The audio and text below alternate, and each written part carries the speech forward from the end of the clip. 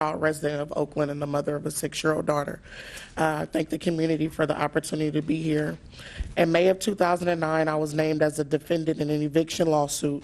I responded immediately by filing an answer with the court, but no further action was taken in the case. During that time, the landlord lost the property in a foreclosure, so soon after I moved into another apartment in Oakland. At that time, I believed the lawsuit was over. After all, the landlord was no longer the property owner.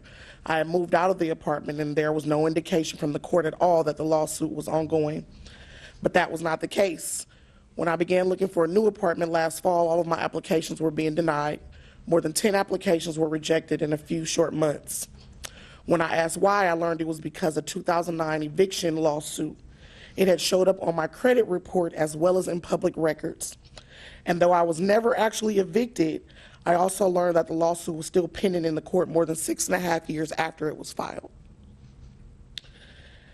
As a result, I was unable to find housing for over 6 months, and in that time, my daughter and I relied on family, occasional hotels until we eventually were homeless. We moved around so much that my daughter asked me each night where we were going to sleep. It was only a few weeks ago that I finally found an apartment in May of 2016. Before 2009, I had never been involved in an eviction lawsuit. I've never been evicted and have not been in one since then. The current law creates a domino effect that's difficult to come back from. If the chair members take nothing else from what we're saying, please understand that when the court dates are over and the landlords go back to their everyday lives, the real hard work is just beginning for us.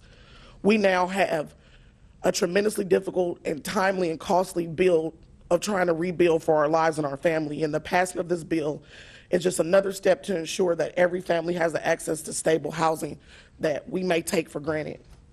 I support this bill because I don't want any family to go through what my family is still going through 7 years later. Thank you. Thank you. Anyone else in support? If you could just give your name and affiliation, please.